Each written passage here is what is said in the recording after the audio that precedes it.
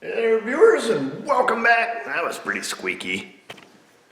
Hey there, viewers, and welcome back to the Self-Made Auto channel.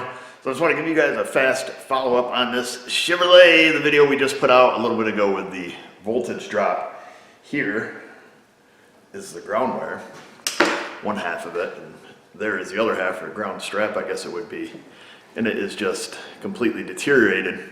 Now, on these Chevys, with the old 5.7s in them on the back, passenger side of the engine, this ground comes up and bolts to the back of the head. Pretty common spot GM still uses. But on these, they have that metal tube that bolts to the two bell housing bolts that houses the wires, I believe, for the starter and stuff that come down behind the manifold. Now this ground wire runs right up through that also, and that is where it was broke, is inside that metal tube. And like I said, I just touched it and it fell apart. So I replaced this one, and I also replaced the one going from the frame to the body. Now that video just came out today, and I see a couple people are questioning, you know, should we just ran a wire to the body? And I believe I mentioned in the original video that we needed to run the ground wire. So the ground wire on the battery goes to the engine block. You know, that's the only ground that that battery supplies. So we technically need to go from the engine block to the frame, because there are other grounds on the body that hook to the frame or dependent on the frame ground. So from the engine to the frame, and then from the frame to the body is the proper way, and that's the way we did it. So I stayed last night before we did our live stream, and I just fixed the vehicle. I got a couple of these ground straps from Napper and put them on there. So now we're going to take and start it, put a bunch of lows on it, and see what our voltage drop is. And I mean, it's fixed, it starts and runs. So you can see the shiny new ground straps way back down in there. The one I got's a little bit too long, but that's okay. I'm going to take and give them a little spray down with some fluid film. Keep them from getting crusty again. So we'll let this get booted up here.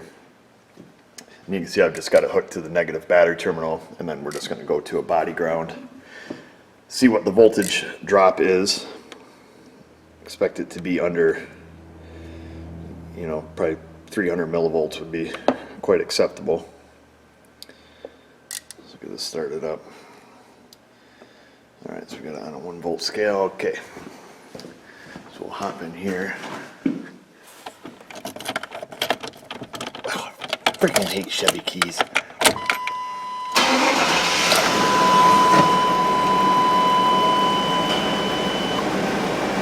that's happy.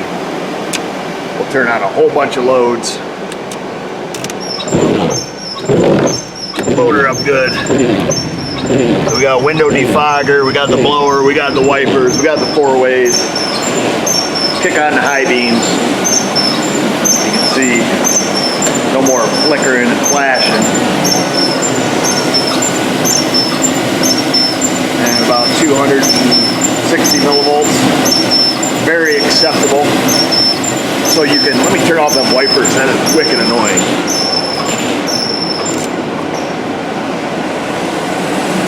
So you can get this same, you know, voltage drop reading by, let's just measure the voltage,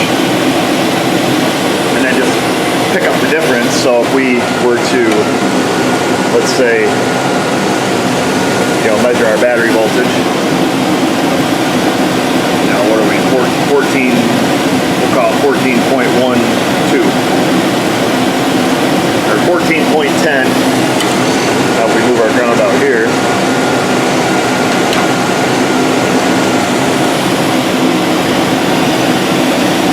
we'll call it 13.8. We'll just move back.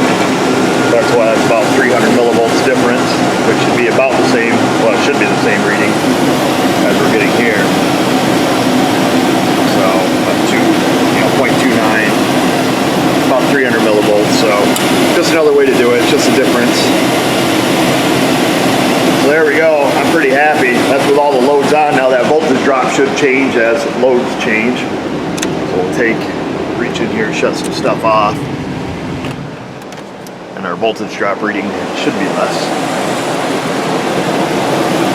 And it is. So I'm happy with it if you are.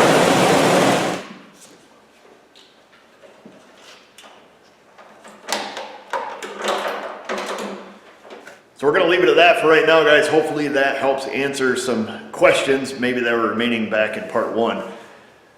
It gave us, like I say, if I see that under 300 millivolts, I'm happy. Even if it was under, 400 millivolts, I wouldn't get too bent out of shape about it. Particularly under full load, you're talking, window defogger, fuel pump, and, blower, and, everything we had on. Totally happy with that. Not surprised to see what we see. I didn't record the repair, given the location of it. It's kind of a pisser to get, camera and everything back there when all I was doing is the classic reach around on the back of that head and then just fish the wire down and then the other 2 bolts on the bottom. So not a huge deal. Again, like I mentioned, if this is happening to yours, it's not overly critical that you put it back exactly where it was. It just has to go from the block to the frame to the body, and good to go. So we'll leave it at that. Questions, comments, criticisms, concerns in the comment box below. Find us on our socials, Patreon, all that business. You know what to do. You know the routine. Subscribe and all that stuff. And just remember, viewers, if I can do it, you can do it. Thanks for watching.